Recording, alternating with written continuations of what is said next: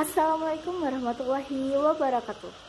Halo teman-teman semuanya, kembali lagi bersama kami dari kelompok 3. Nah, pada pertemuan kali ini izinkan kami untuk memaparkan hasil dari kerja kelompok kami, yaitu exercise week 6 dalam rangka memenuhi tugas mata kuliah akuntansi keuangan menengah 1 kelas D013 yang diampu oleh Ibu Dr. Tambina Haryati SE MAKS dan juga Ibu Melina Rahma Salisa SAK MAK. Nah, sebelum kita lanjut ke materi, izinkan kami untuk memperkenalkan diri terlebih dahulu. Yang pertama ada Muhammad Agung Budianto dengan MPM akhir 130.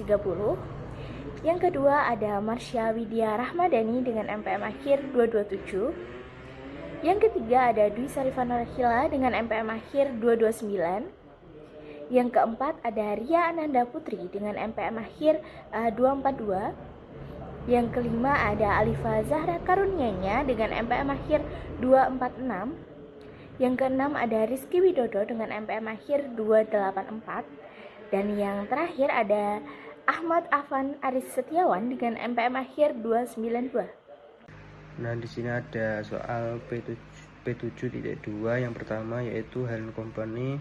Terdapat neraca percobaan yang belum disesuaikan pada tanggal Desember 31, 2002, yaitu mencakup akun berikut. Yang pertama ada akun piutang usahanya, yaitu sebesar 53.000, kemudian cadangan piutang tak tertagihnya sebesar 4.000, kemudian penjualan bersih sebesar 1.200.000. Nah, Helen Company memperkirakan beban piutang tak tertagihnya sebesar 7% dari piutang usaha. Nah, tentukan beban piutang tak tertagihnya untuk tahun 2022. Nah, caranya yaitu dari piutang usahanya yaitu sebesar 53.000 kita kalikan dengan persentase beban piutang tak tertagihnya yaitu sebesar 7%, sehingga hasilnya yaitu 3.710. Kemudian kita jumlahkan dengan akun cadangan piutang tak tertagihnya yaitu sebesar 4.000, sehingga hasil dari beban piutang tak tertagihnya dari perusahaan Helen Company ini yaitu sebesar 7.710. Nah, di sini saya selanjutnya akan membahas soal P72, soal nomor 2, yaitu an analysis and again of Starscroft account receivable at December 31, 2022 discloses in following, yaitu analisis dan penuaan piutang perusahaan Starscroft pada tanggal 31 Desember 2022 mengungkapkan hal berikut. Yang pertama di sini ada amount estimate to be uncountable, yaitu jumlah yang diperkirakan tidak dapat ditagih sekitar 180.000. Terus selanjutnya ada akun receivable piutang usaha sekitar 1.750.000. Terus yang ketiga ada allowance for doubtful account per a book, yaitu cadangan piutang tak tertagih menurut catatan akuntansi sekitar 125.000. Di sini instruksinya answer the question relating to each of the 5 independent situation as requested. Itu berapa nilai tunai yang dapat direalisasikan dari piutang Starscroft pada tanggal 31 Desember 2022. Nah, di sini yang pertama nilai tunai yang dapat direalisasikan kita bisa cari dengan akun receivable atau piutang usaha dikurangin sama amount estimate to be accountable, yaitu cadangan piutang yang tak tertagih menghasilkan net realizable value. Jadinya 1.570.000 dari account receivable dikurangi sama allowance balance, itu menghasilkan 1.570.000.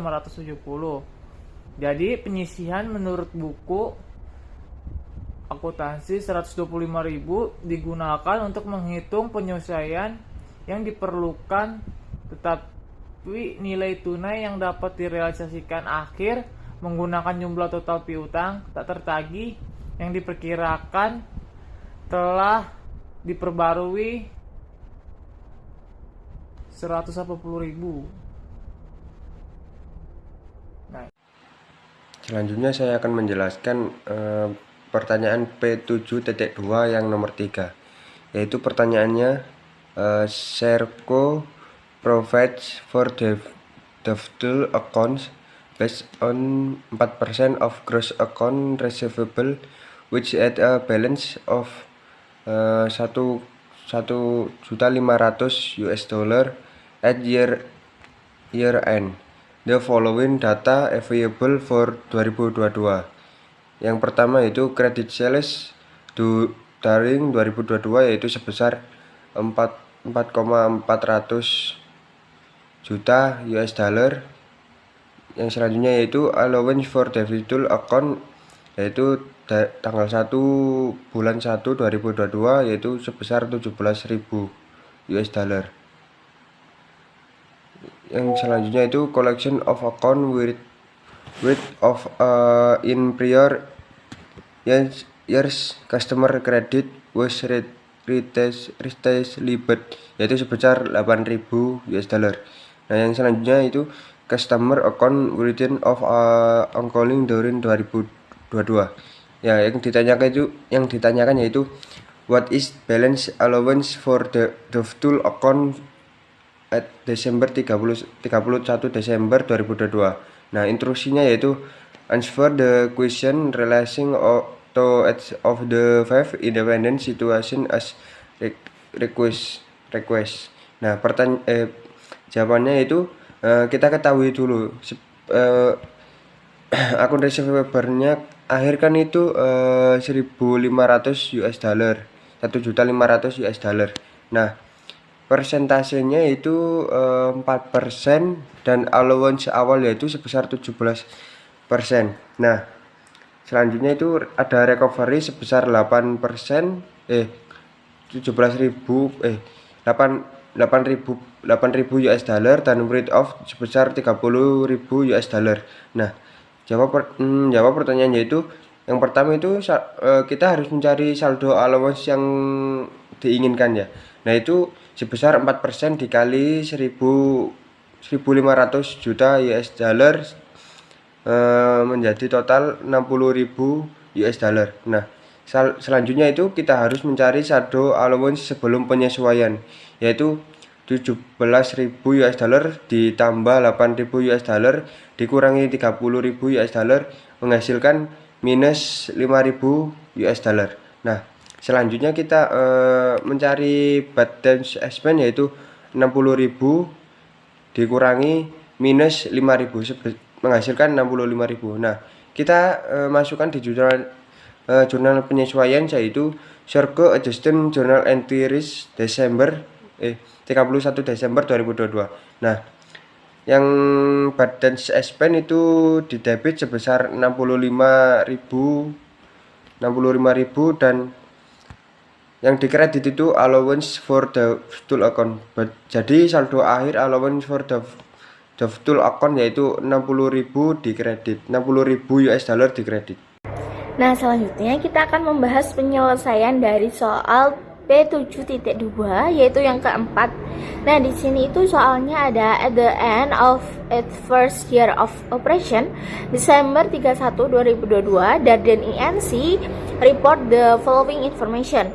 Jadi pada tahun pertama operasinya yaitu tanggal 31 Desember 2022 Darden INC ini melaporkan informasi sebagai berikut. Yang pertama ada account receivable net of allowance for the full account sebesar $950.000. Nah, di sini itu maksudnya ada piutang usaha setelah dikurangi dengan penyisihan dari piutang tak tertagih. Kemudian yang kedua, customer account written off as uncollectible daring 2022 sebesar 24.000. Nah, di sini itu berarti piutang yang dihapus sebagai piutang tak tertagih selama tahun 2022. Kemudian di sini ada bad debt expense for 2022 yaitu sebesar 84.000. Nah, di sini maksudnya beban piutang tak tertagih tahun 2022 sebesar 84.000 dolar. Nah, di sini pertanyaannya adalah berapakah sih seharusnya saldo piutang usaha tanggal 31 Desember 2022 sebelum dikurangi dengan penyisihan piutang tak tertagih. Nah, jadi untuk cara mencarinya itu yang pertama kan diketahui di soal piutang bersih itu sebesar 990.000. Ya, artinya itu sudah dikurangi dengan cadangan. Kemudian jadi kita itu harus mencari dulu cadangannya itu berapa. Nah, cadangan piutang ini dihitung dari beban dikurangi dengan piutang yang dihapus, yaitu 84.000 ini dikurangi dengan 24.000 dolar. Sehingga hasil dari pengurangan tersebut adalah 60.000 dolar. Nah, setelah itu untuk mencari piutang yang sebenarnya, kita itu tinggal menambahkan kembali cadangan itu ke dalam piutang bersih. Jadi 950.000 dolar yang termasuk piutang bersih tadi itu ditambah dengan hasil perhitungan tadi, yaitu 60.000 dolar. Sehingga hasilnya adalah 1.010.000 dolar. Jadi di sini piutang sebelum dikurangi dengan cadangan itu sebenarnya adalah 1.010.000 dolar. Selanjutnya di soal nomor 5, kita diminta untuk menghitung bad debt expense atau beban piutang tak tertagih berdasarkan persentase dari account receivable. Nah, di sini diketahui bahwa total account receivable itu sebesar 310.000 dolar dan estimasi piutang tak tertagih adalah sebesar 3% dari jumlah tersebut. Nah, langkah pertama kita harus menghitung terlebih dahulu estimasi awal dari bad debt expense sebelum dilakukan penyesuaian, yaitu 3% dikali dengan 310.000 dolar, maka hasilnya diperoleh 9.300 dolar. Nah, namun kita juga harus memperhatikan saldo allowance for doubtful accounts yang sudah ada sebelumnya, yaitu sebesar 14.000 dolar. Nah, di sini kita akan melakukan penyesuaian, yaitu dengan menjumlahkan saldo allowance 14.000 dolar ini dengan 9.300 dolar. Maka setelah dilakukan penyesuaian, diperoleh bahwa bad debt expense yang sebenarnya adalah sebesar 23.300 dolar. Selanjutnya, P7.13 LO6 mengenai bank reconciliation dan jurnal penyesuaian. Akun kas Aguilar Co menunjukkan saldo buku sebesar 3.969,85 dolar pada 30 Juni 2022. Laporan bank pada tanggal yang sama menunjukkan saldo sebesar 4.150 dolar. Setelah membandingkan laporan bank dengan catatan kas, diperoleh informasi berikut. Pertama, terdapat biaya administrasi bank untuk bulan Juni sebesar 25 dolar. Yang kedua, sebuah memo bank menyatakan bahwa wesel milik Baudai sebesar 1.200 dolar dan bunga sebesar 36 dolar telah ditagih pada 29 Juni dan bank mengenakan biaya penagihan sebesar 5,50 dolar. Yang ketiga, penerimaan kas tanggal 30 Juni sebesar 3.390 dolar yang belum disetorkan ke bank sampai 2 Juli.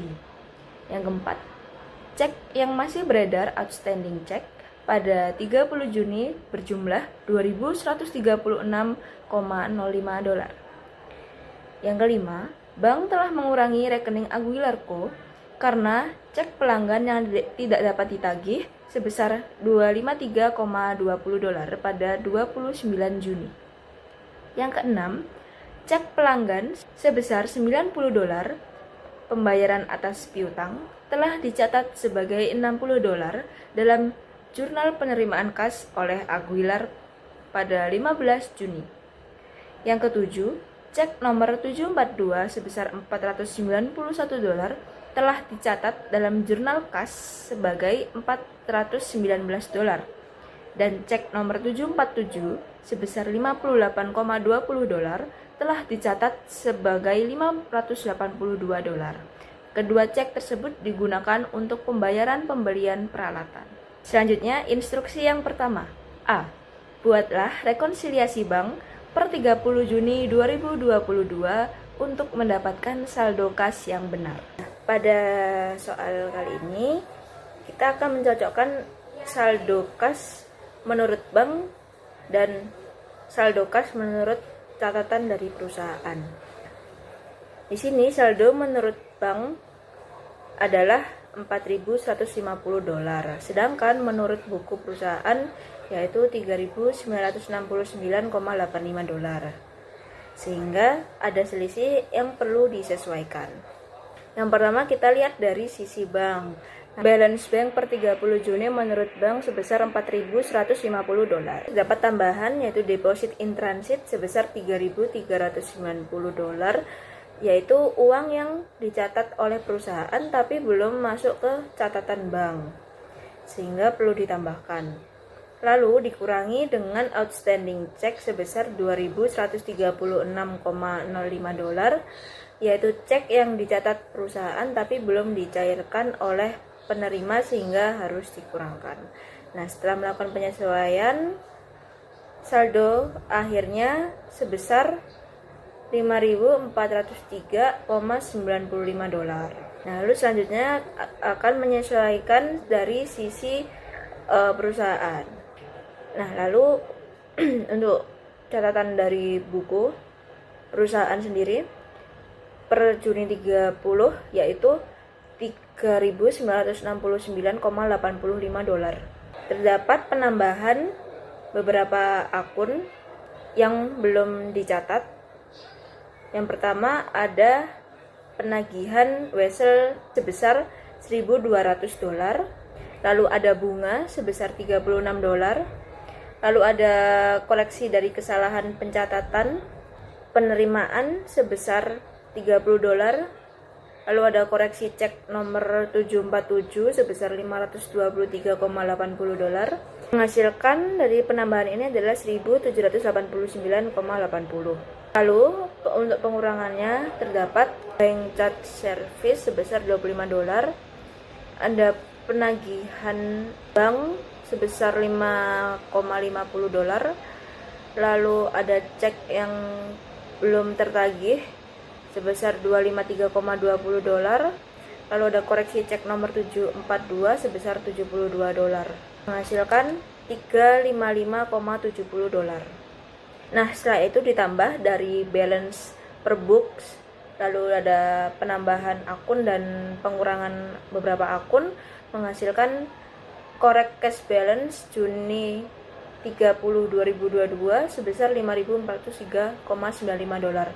Ini menunjukkan ada pencatatan dari bank maupun pencatatan dari perusahaan sudah balance sebesar $5.403,95. Nah, selanjutnya saya akan menjelaskan bagian B untuk membuat jurnal penyesuaian, yang kita harus mencatat transaksi-transaksi yang belum dicatat oleh perusahaan atau memperbaiki kesalahan pencatatan, sehingga saldo kas dalam pembukuan perusahaan menjadi akurat dan sesuai dengan kondisi sebenarnya setelah rekonsiliasi. Nah, pertama-tama kita akan memasukkan biaya administrasi bank. Bank membebankan biaya administrasi sebesar $25, namun perusahaan belum mencatatnya karena biaya ini mengurangi saldo kas. Maka perlu dibuat jurnal bank service expense-nya di debit sebesar $25 dan cash-nya di kredit sebesar $25 juga. Artinya kas perusahaan berkurang karena adanya biaya dari bank. Kemudian yang kedua, kita akan memasukkan penagihan wesel oleh bank. bank berhasil menagih Wessel sebesar $1.200 dan bunganya $36, tetapi mengenakan biaya penagihan $5,5 karena belum dicatat. Kas bertambah sebesar hasil bersih, yaitu $1.200 ditambah $36 dikurangi $5,50 sama dengan $1.230,50. Pada jurnalnya cashnya berada di debit sebesar $1.230,50. Collection expense-nya di debit juga $5,50. Notes receivable-nya di kredit sebesar $1.200.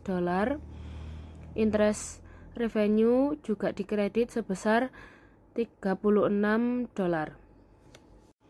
Selanjutnya kita akan memasukkan cek tidak tertagih atau yang biasa kita sebut NSF. Cek pelanggan sebesar $253,20 tidak bisa dicairkan, sehingga kas yang sebelumnya sudah bertambah harus dikurangi kembali. Untuk jurnalnya, akun receivable berada di debit sebesar $253,20 dan cashnya di kredit sebesar $253,20. Artinya uang belum benar-benar diterima sehingga dianggap sebagai piutang kembali.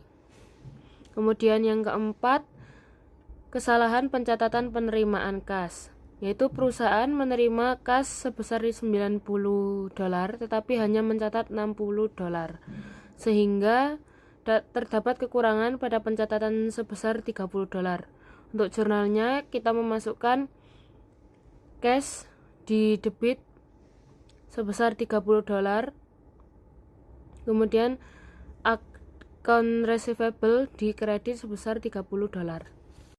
Artinya kas harus ditambah dan piutang dikurangi karena pelanggan sudah membayar lebih besar dari yang dicatat. Nah, kemudian kita akan masukkan kesalahan pencatatan cek, yaitu terdapat 2 kesalahan. Yang pertama, cek $491 yang dicatat $419,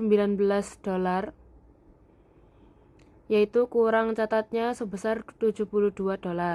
Kemudian yang kedua ada cek $58,20 yang dicatat $582, yaitu kelebihannya dicatat $523,80. Total kesalahannya jadinya $523,80 dikurangi 72 sama dengan $451,80. Artinya kas harus dikurangi sebesar $451,80. Untuk jurnalnya sendiri, yaitu pada equipment berada di debit sebesar $72, di cash juga di kredit sebesar $72. Kemudian untuk cek kedua, cashnya di debit sebesar $523,80 dan di kredit yaitu equipment sebesar $523,80. Karena transaksi terkait pembelian peralatan, maka akun peralatan disesuaikan dan kas dikurangi.